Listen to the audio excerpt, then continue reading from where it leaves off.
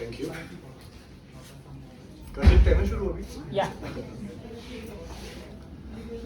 उम्मीद है जिंदगी तो एतबार ना टूटे, ओ मिले ना मिले मैंने साडा प्यार ना टूटे। ये शायरी बिल्कुल वैसी है जिसे सुनते ही आपको पुराने जमाने के पाक इश्क की सौंधी सौंधी याद आ जाती है। वो इश्क जिसे शायद हमारी जनरेशन ने कभी देखा और महसूस नहीं किया, तो शायद इसीलिए इसका लुत्फ हम सिर्फ कहानियों और गीतों में ढूंढते हैं। पर आज के दिखावे भरे रिश्तों के बीच में कुछ रिश्ते ऐसे भी होते हैं जिन्हें करीब से देखने की किस्मत लग जाए तो आप जान जाते हो कि वो इश्क आखिर कैसा होता है, जिसमें डूबकर इतने दिलनशी गीत और दिलकश रुबाइयां लिखी जाती हैं। ऐसा ही एक रिश्ता मेरे घर में मेरे ही सामने चल रहा था, पर मैं इस बात से बेखबर था।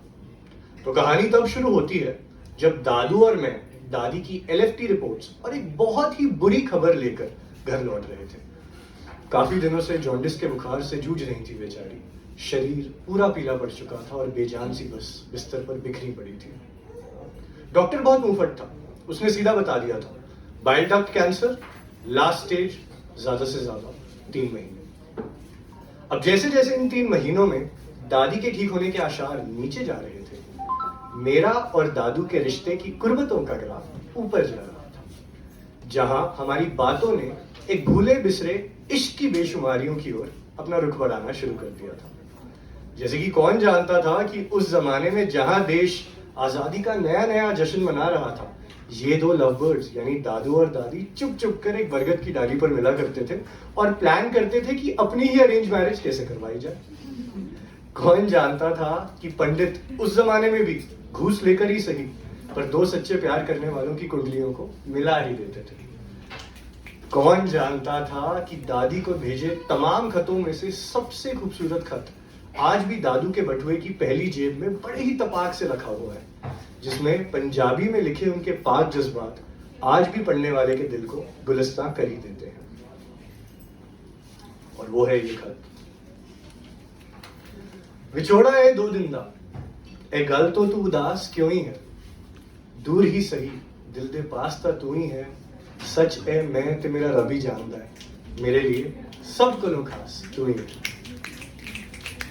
कौन जानता था कि ना जाने कितने फाइनेंशियल लॉस के बावजूद दादू और दादी माँ ने DDLJ देखकर एक गुल्लक कहीं बनवा कर छुपा रखी थी जिसका नाम था स्विट्जरलैंड हनीमून फंड।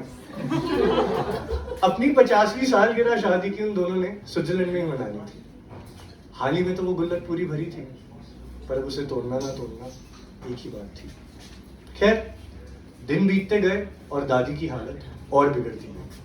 उनकी आंखों में पनपती कसक देखकर यह बताना बिल्कुल भी मुश्किल नहीं था कि वो अपने अंत को स्वीकार चुकी थी। आखिरी अलविदा अब ज्यादा दूर नहीं था। दादी का आखिरी दिन आज भी मुझे याद है। हम सब फैमिली मेंबर्स उनके हॉस्पिटल बेड के इर्द गिर्द खड़े थे। वही तो दिन था जब मैंने अपनी आंखों से शायद दुनिया की सबसे खूबसूरत प्रेम कहानी को उमड़ते देखा था।